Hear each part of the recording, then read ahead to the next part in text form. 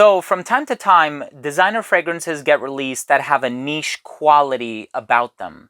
Now, whenever people think of niche, they typically think of fragrances that are a little bit more daring in nature, a little bit more experimental, perhaps not as mass appealing or mass pleasing per se, but they push the envelope, they're a little bit avant-garde, and I know that that's a subjective term that doesn't have a concrete definition to it, but in today's video, we're going to be discussing 10 designer fragrances that have niche qualities about them. I'm excited to share this list with you, so make sure to stay tuned.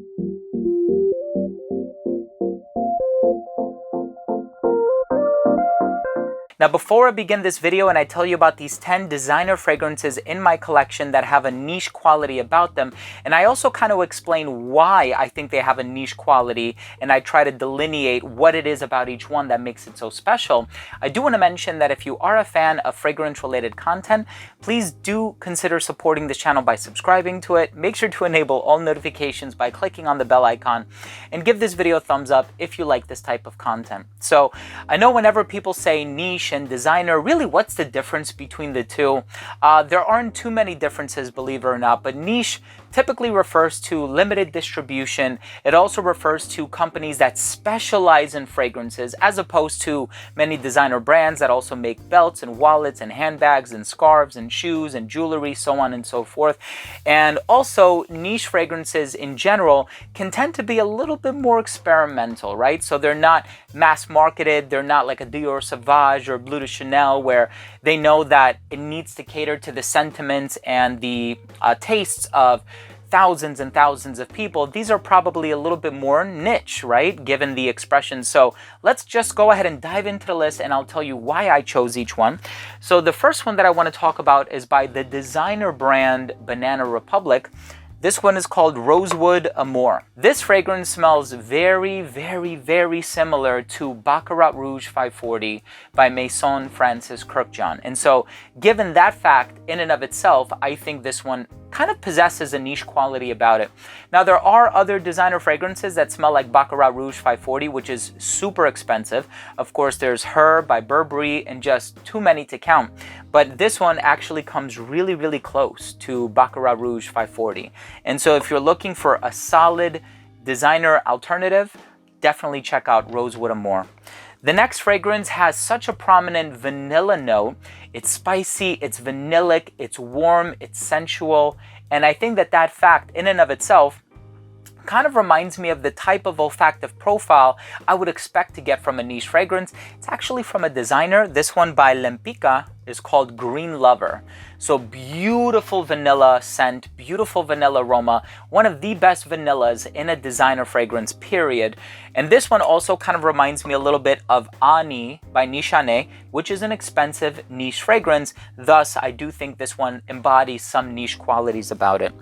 The next fragrance is obviously a designer house, but you know how some designer brands have a line that is niche tier, so they'll release a line that is a little bit more expensive in the wheelhouse of well over $100 or a couple $100. Well, that's the case with this next designer brand. The brand, of course, is Gucci, and this is from the collection called The Alchemist Garden, and it's called a Midnight Stroll. This one is really dark, really smoky, really daring. So this is not for the faint of heart, right? It requires a very special person to be able to wear this and pull it off. Very gothic, dark, brooding, meditative. If you like fragrances that give you that edge, they're really dark, it has a lot of smokiness about it, I would definitely check this one out. There's another one that's a little bit easier to wear. It's called The Last Day of Summer. That one is also kind of dark and boozy, but this one really takes it to a whole new level. Holy smoke, a Midnight Stroll is such a daring fragrance. The next one I want to talk about is a fragrance that I purchased many years ago, and I was really impressed by the quality of this fragrance. You know, typically speaking, designer fragrances have the tendency of being very safe, very easy to wear, very citrus oriented. This one is dark, patchouli, cocoa, spices, resins, ambers. This one is L'Instant de Guerlain Pour Homme Eau Extreme. Amazing fragrance. Chocolatey patchouli done right.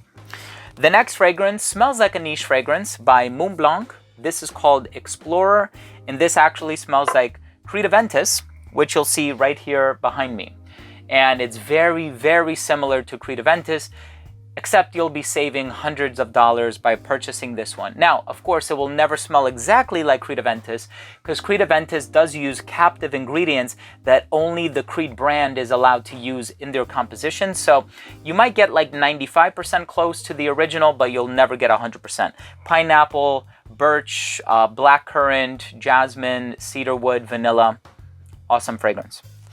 The next fragrance is, wow, super niche quality.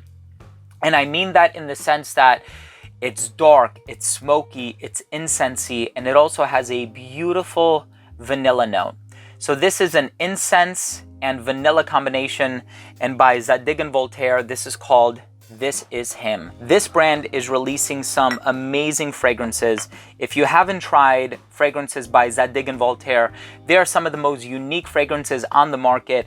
And of course, a brand that I think is also kind of along that same status, if you will, is Comme des Garçons. Comme des Garçons is obviously a designer brand, right? They're not niche, but they have some of the most experimental fragrances. I could have done a completely separate list on just Comme des Garçons, which I might do now that I have that idea in my head. The next fragrance that I want to talk about, please excuse the fact that I haven't opened up my box, but this is actually my second bottle of this fragrance. Some time ago, I heard online that this was being discontinued, and I said, oh my God, I love this fragrance so much, I need to get a backup bottle, and this is my backup bottle. Never opened the box. So this one by Bulgari is called Black. It's a fragrance composed by Annick Menardo, who has also done Bois d'Argent by Christian Dior, and she's also done Hypnotic Poison by Christian Dior.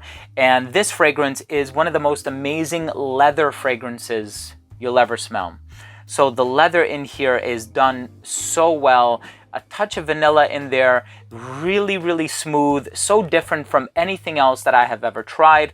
And so this fragrance I heard was being discontinued, so this is my backup bottle, but I personally love Bulgari Black. I might even buy another one just in case because I really enjoy this fragrance so much. The fragrance in the number 3 spot really blew me away when I first tried it. I wasn't too impressed by the original. Actually, I didn't like it. I smelled it in the store and I almost bought it and I said, let me not waste my money. But this one is really, really good. So this is a rose-based fragrance, and it's a niche quality rose in terms of how dominant it is. There's another fragrance by Cartier called Declaration d'un Soir that's also really nice rose scent. This is that times 5. So this one is Moschino's Toy Boy. Super natural rose-based fragrance for men. I personally think it's very unisex, and I love this one. One of the best fragrances released in that year in which it was released. I'm a huge fan of Toy Boy.